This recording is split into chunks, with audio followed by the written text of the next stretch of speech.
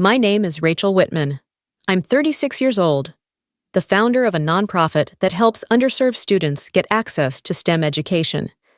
I don't wear designer heels or roll up to brunch in a Tesla, which is probably why my stepmother Veronica always looked at me like I was an embarrassing charity case. The morning of my father's will reading, I sat alone in the leather-wrapped waiting room of Kravitz & Associates, thumbing through my emails. Across from me, Veronica laughed a little too loudly as she scrolled through her phone, flanked by her two adult children, Zane and Marley, who were already fantasizing about how they'd spend my father's money. "That lake house in Tahoe is mine," Marley cooed, twirling a lock of her platinum hair. "First thing I'm buying is that Harley," Zane chimed in. "I already picked the custom plates. What? Dad, dollar gold." Veronica just smiled, all crimson lips and manicured confidence. "Let's get through the formality first, then we'll talk investments." She didn't look at me, not once. But she didn't have to. The last words she said to me, 6 months ago, were, "If your father really wanted you in his life, he'd have acted like it." What she didn't know is that he did, just not in the way she expected. The receptionist appeared with practiced sympathy. "Miss Whitman, Mr. Kravitz is ready for you." I stood, smoothed down my simple black dress, and followed them into the conference room. Veronica strolled in like she owned the place. Her kids looked ready to pop champagne. I just sat quietly, watching, waiting, because I wasn't here to fight over anything. I was here to watch them lose everything, just like my father and I planned. The conference room smelled like wood polish and inherited privilege. At the head of the table sat Mr. Elliot Kravitz, the family attorney my father had worked with for over 3 decades. He gave me a subtle nod, one of the only people in that room who actually knew what was about to happen. Veronica took the chair opposite him like a queen settling into her throne.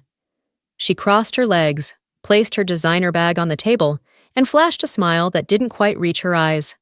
"Let's keep this quick," she said, flipping open her calendar app. "I have a meeting with the trust advisor at 4. Zane sprawled into a leather chair beside her, feet already tapping impatiently. Marley was swiping through real estate listings on her phone, pausing to sigh dramatically at 6-bedroom homes in Palo Alto. "Shall we begin?" Mr. Kravitz asked, folding his hands neatly on top of the folder marked Douglas Whitman, Last Will and Testament. "Please do," Veronica replied. "Douglas and I reviewed the documents thoroughly after our wedding. I think you'll find everything is quite clear." Her voice oozed confidence. Arrogance, really. I said nothing. Mr. Kravitz cleared his throat. "First, my condolences on the passing of Mr. Whitman. He was not only a longtime client, but a dear friend. His final wishes were, as always, expressed with great care." Yes, Veronica interrupted, waving a manicured hand. "We all miss him terribly. Now, let's discuss the estate." She leaned forward, elbows on the table, already envisioning whatever number she expected to hear.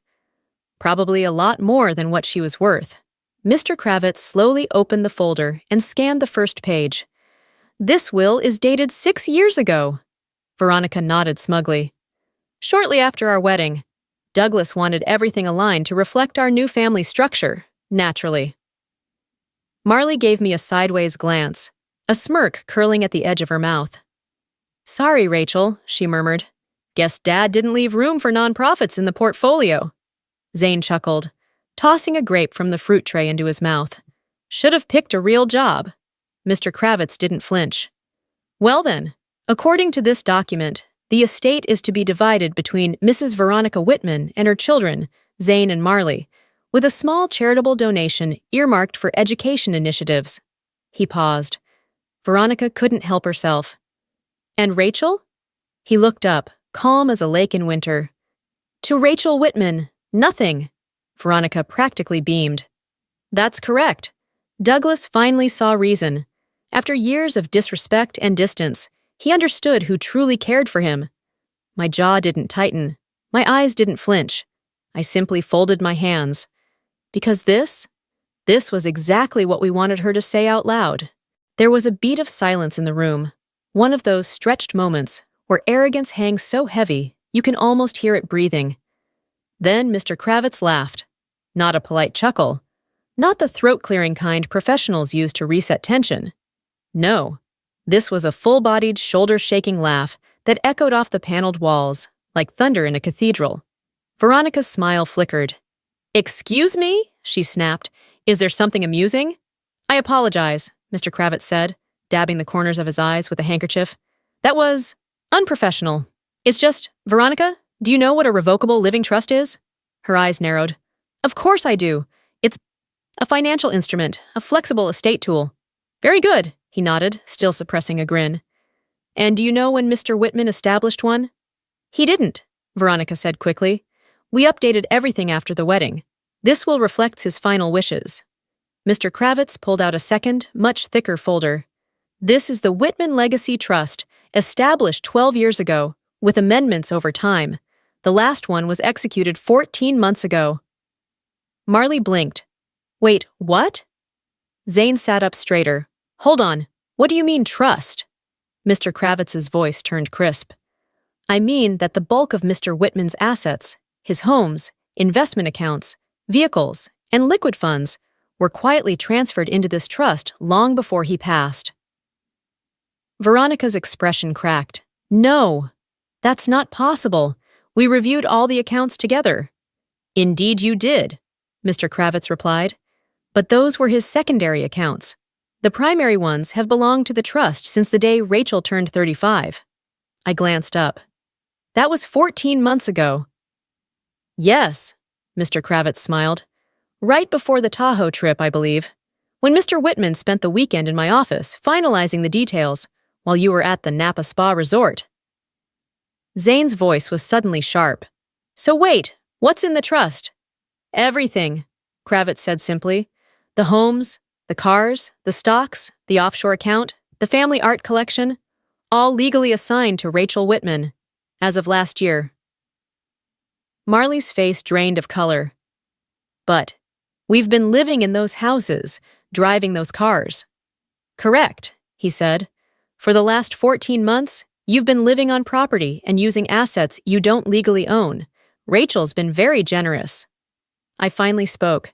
"Dad asked me to wait, to observe, to see if maybe you'd change. He wanted to give you the benefit of the doubt." Veronica stood up, her voice trembling with fury. "This is fraud." "No," Mr. Kravitz said, sliding a notarized ledger across the table. "This is estate planning." And then he smiled again, wider this time, because we had only just begun. Veronica sat down slowly, her hands gripping the edge of the table like the world had tilted beneath her. Marley was the first to crack. "This can't be real," she muttered. "We hosted events in that house. I redecorated the sunroom." Mr. Kravitz gave a diplomatic nod. "Yes, on property legally owned by the Whitman Legacy Trust, funds withdrawn from trust-linked accounts, which, as of the final amendment, named Rachel Whitman as the sole beneficiary."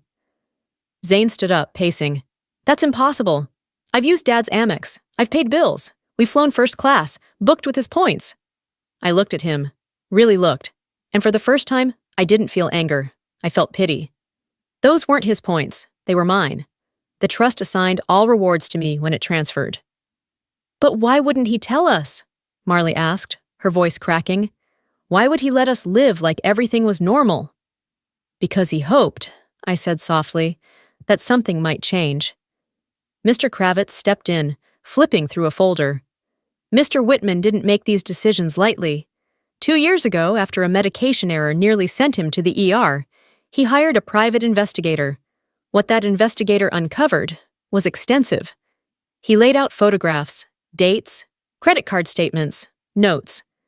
Zane," he said, pointing to one document, "took out 3 credit cards under Douglas's name, racked up over $60,000 in debt." Zane went pale.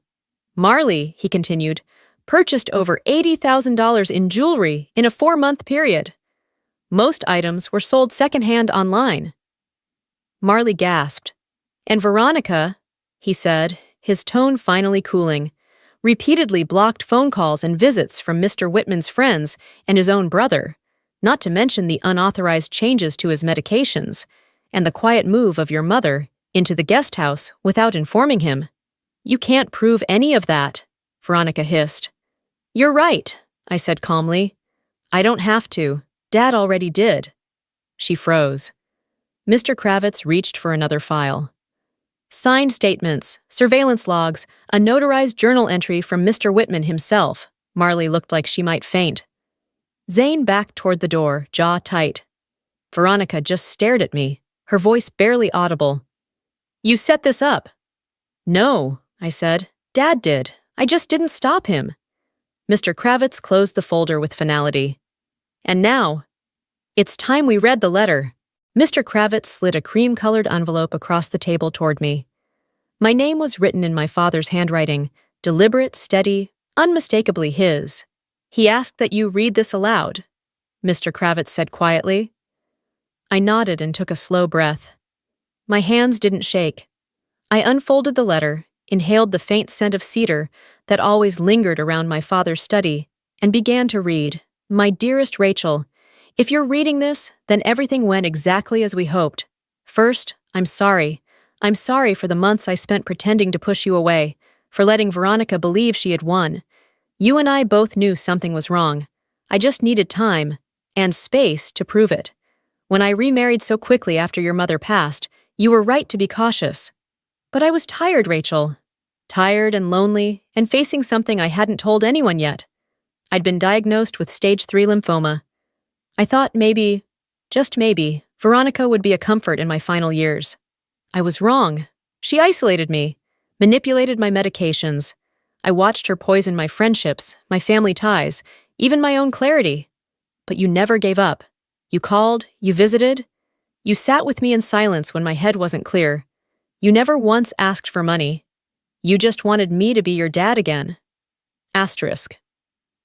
So I fought back the only way I could, with time, with paperwork, and with a plan. You remember that long weekend in Tahoe? While Veronica was off at that spa retreat, you and I spent 2 days signing documents in Mr. Kravitz's office. You thought it was just estate housekeeping, but it was more than that.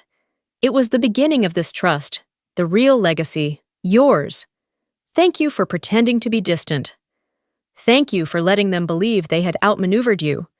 I know it wasn't easy watching them take over the house, the cars, the life I built, but it allowed the truth to surface on its own, without confrontation, without chaos. That was always your strength, patience. Veronica, Zane, Marley. If you're hearing this too, then you know by now I saw you, all of you. The spending, the lies, the manipulation. The investigators' reports have already been filed with the district attorney, who assured me they'd be reviewed once I passed. I imagine you have about 30 days left to pack up and reflect. Rachel, I leave you everything not because you asked for it, but because you earned it. With grace, with silence, with loyalty. You were the only one who never wanted a piece of me, just my presence. Oh, and one last thing. Your mother's engagement ring is in the second drawer of my old desk.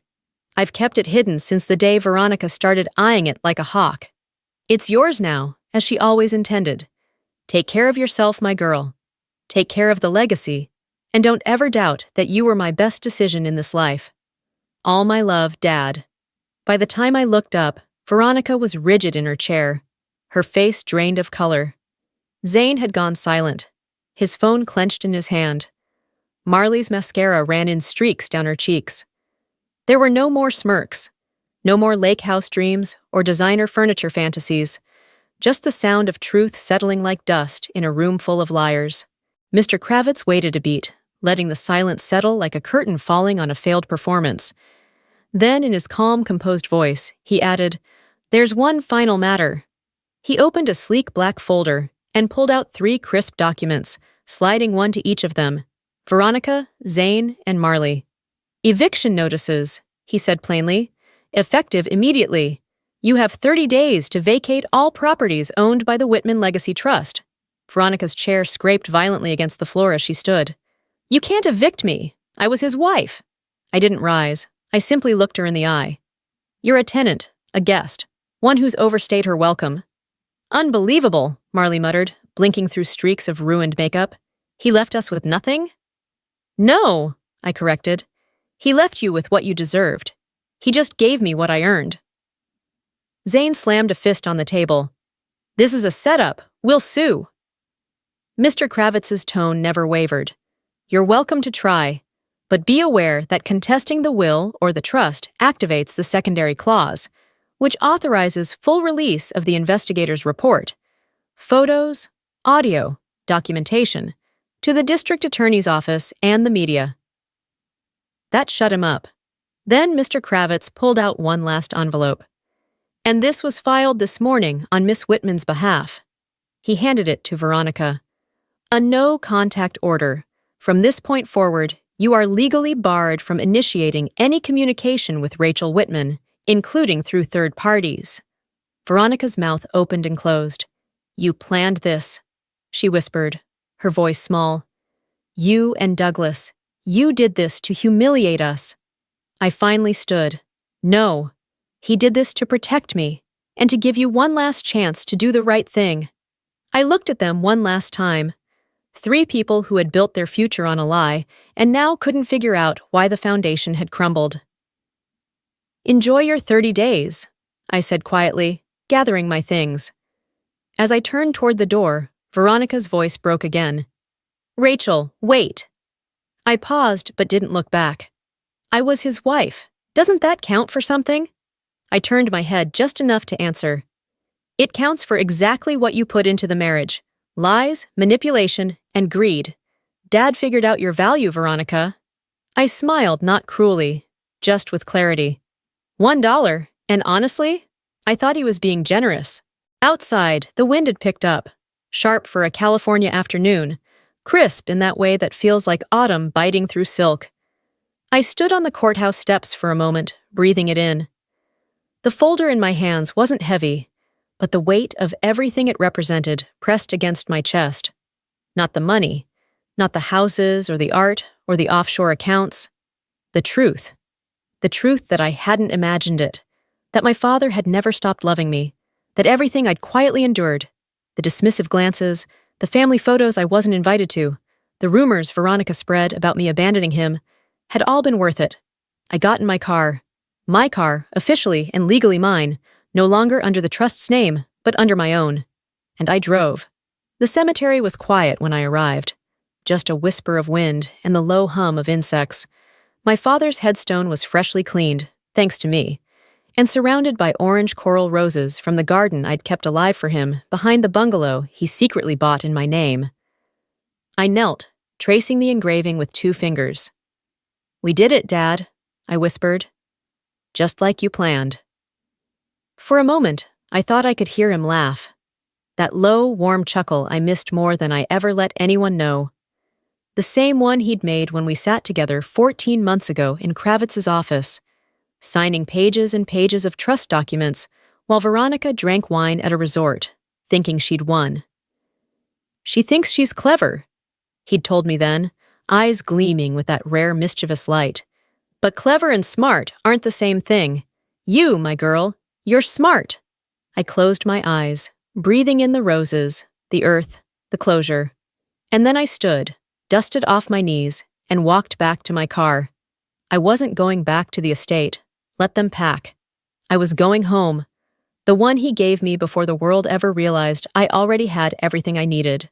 The little house on Moraga Lane sat at the top of a quiet hill, wrapped in ivy and morning light. My father bought it in secret 2 years ago, under my name, no questions asked. He called it Plan B in his emails, as if he already knew Plan A would collapse under the weight of greed. I had moved in without fanfare. Let the world believe I was struggling, scraping by in my nonprofit role while Veronica's family draped themselves in cashmere and walked marble floors they never earned. I waited, I watched, and I listened. Now, for the first time in years, I stepped through the front door and didn't feel like I was hiding. This wasn't revenge. Not really. It was revelation. My father didn't just leave me money. He left me his mind, his faith, and his ability to think 12 steps ahead. He knew how to test people's character without ever raising his voice. I used to think that made him cold. Now I realize it made him wise. I walked into the kitchen and opened the drawer he'd mentioned in his letter. Second on the left. There it was, my mother's engagement ring. Simple, emerald cut, still radiant. I held it for a moment before slipping it on. Not because I needed a symbol, but because I wanted to remember her, and him, and the way they both believed I was worth more than what the world saw. Outside, the wind stirred again. I looked out the window toward the hills and smiled. Veronica thought she'd inherited a fortune, but what I inherited was far greater: legacy, clarity, and freedom. They never saw it coming, because clever people rarely do.